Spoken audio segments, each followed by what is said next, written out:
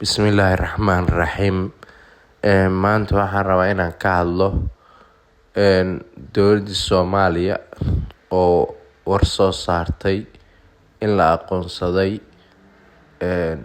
Awdal State of Somalia. Haddaan u cusubtiin subscribe-ka like noo saara, commentigan hoos ku soo qora.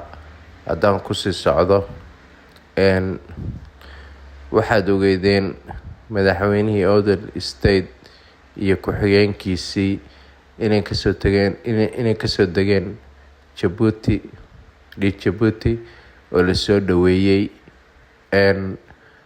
Muuse Biixina uu dhahay jamhad baana lagu soo sameeyay, xataa uu hanjabo yiri waa dagaalameynaa. Maantay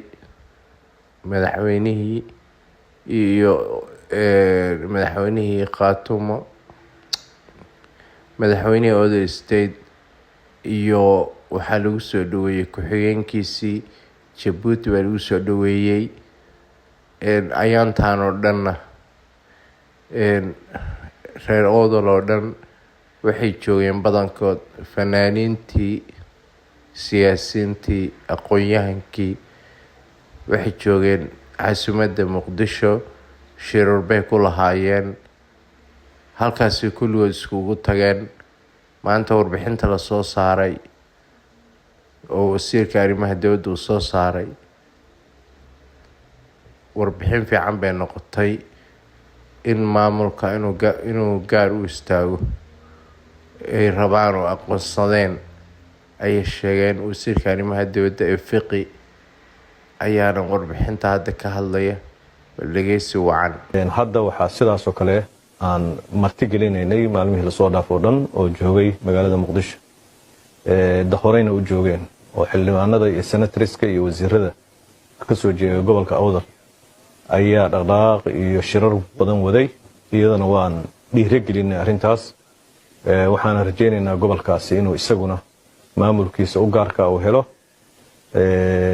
oo ka madax bannaan kooxahaas infisaaliyiinta kaasi inuu isaguna maamulkiisa u gaarka u helo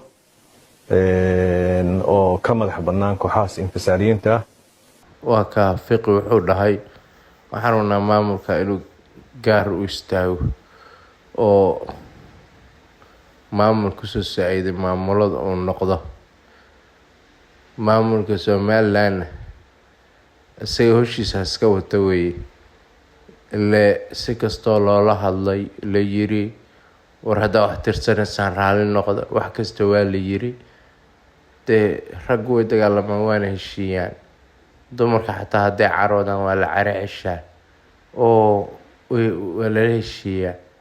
Wax aan heshiis yeelayn oo saxa walba dhahayaan dad baana laga dilay, waa la baabi'iyay, dowladdii hore ana baabi'isay. Idinku ayagu Somaliland ma baruuray wateen? Waa maya. Etoobiyaankan ay leeyihiin walaalahan weeye waagii in siyaabaren na baabi'iyay bay noo hiiliyeen. Etoobiyaan hub waa ku siiyey dalkaaga burburi bay ku dhahay. Waxa dhiig la ugu adeegsada, waxaan dhiig lahayn oo u adeegsana adoo ka hela Soomaalida. Xerada Etoobiya ka deganeedna ogaadeen baa iska lahaa. UN-kana cuntada idin siinayay xataa intaa waad garan weydeen. Marka hadda Khaatumo waa la aqoonsaday. Khaatumo yaan dhihin, Awdal State of Somalia waa la aqoonsaday. Haye gobol iyo bar baa soo haray oo Isaaq la yiraahdo, iska noqonaya Isaaqland. Hadda idinka ku heshiiya dadka shacibka oo Isaaqa dad qalbi xun maaha, laakiinse siyaasiyiinta Isaaqa ayaa waxay yihiin dad maskaxdooda ay ka dambeyso adduunka oo waxba la socon oo waxba laga dhaadhicin karin, oo xaasidnimo iyo xiqdi iyo balaayo qalbigooda aan laga saari karin. Marka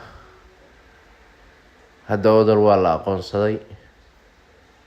Hadalla kalena waa la soo saari doonaa. Hadda waa hordhac hadalkan Fiqi. Marka waxaan leeyahay Somaliland intii la berberiyay hadday ka faa'iidaysan weydeen Somaliland iyo Soomaaliya wada hadlaysa, maxaa laga wada hadlayaa? Gobol iyo bar waa la baryayaa, gobol iyo bar isaqa kaliyaa dega Burco iyo Berbero iyo Hargeysa. Reer awdalka aad leedihiin wax ma dhisan kartaan oo aad musabixiyo oo hanjabaysid, waxa adigu diiday in lagu maamulo, ayagana waxay diideen inuu qabiil maamulo oo isaaq ah oo adiga ah. Marka hadda ka horna reer awdal 1,200 qof baa ka dishay, way ogyihiin, lafana ma qaataan, meelahana ma qeyliyaan. Hadda waxay kacsanaadaanba dowlad bay rabeen inay samaystaan, culeyskiinina ay maris ka qaadaan. Maantana dowladdii Soomaaliya aqoonsatay Awdal State of Somalia, Musabixi waxaa weeye adeer isaaq waa saacadan laga bilaabo madaxweyne u tahay. isaaq waad ka bilaabtaa, isaaq baana ku dhamaataa. Marka Xaaji Banaadir baa wuxuu dhihi jiray lacagta kuna weyn kunaana u yar. Marka hadda dowladaadu isaaq baana ugu sareeya, isaaq baana ugu yar dowladaada. Marka Musabixi waxaan ku leeyahay halkaa waxaad ka dhigtaa xero aad ku xaartid. barnaamijka halkaas aan ubaxaya daawashadiina waa ku mahadsantihiin. Wassalaamu calaykum waraxmatullaahi wabarakaatuh.